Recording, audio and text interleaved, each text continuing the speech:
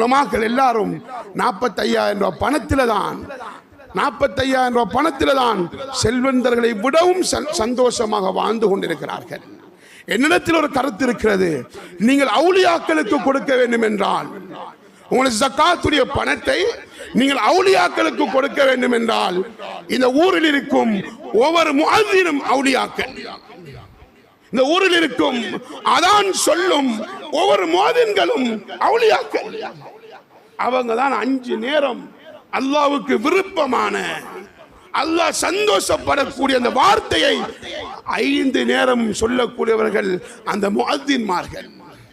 12 வருஷம் 10 வருஷம் ஒரு மோதினாராக இருந்தா ஹதீஸ் சொல்லுது, அல்லாஹு தஆலா கியாமத்தில் அல்லாஹ் அவங்களை கௌரவப்படுத்துவார்.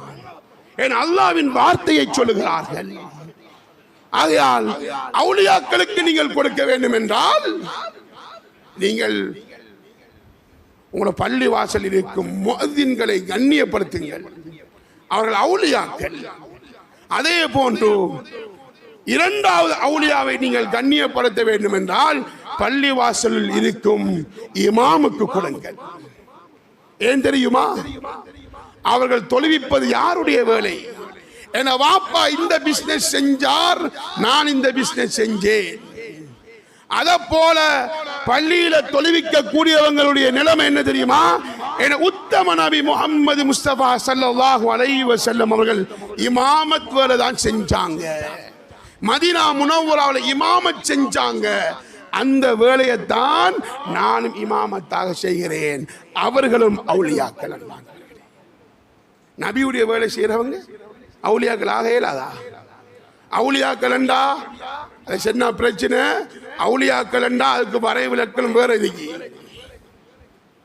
இப்ப இந்த ஊர்ல நடமாறும் அவுலியாக்களை காண வேண்டும் என்றால் இந்த 2 பேருக்கும் கொடுங்க. அவங்க செய்யற துவா, சில முஅத்தின்மார் இருக்கிறாங்க, கஷ்டத்தை அப்படியே மனசுக்குள்ள பூட்டி பூட்டி வச்சிருக்கிறாங்க.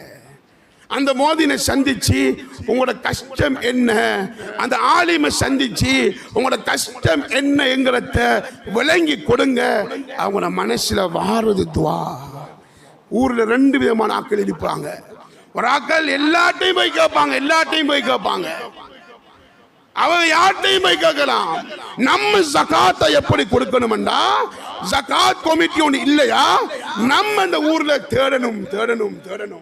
யாரை பிடிச்சா ஏழையை கண்டுகொள்ளலாம் நினைப்பாங்களோ, இன்னொரு ஆட்டை போய் கொடுக்கறத விட இஹ்லாஸை அறிந்தவன் அல்லாஹ்.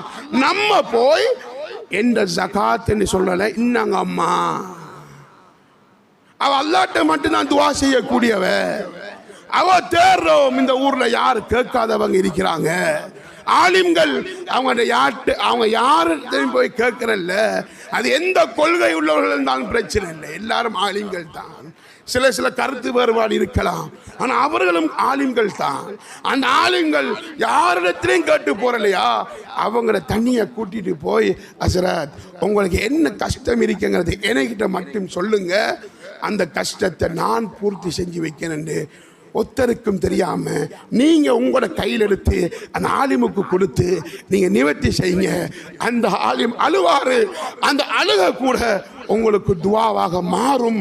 அந்த அழுக போதும் உங்களோட சொத்தும் செல்வமும் பரக்கத்தாகுவதற்கு அந்த அவருடைய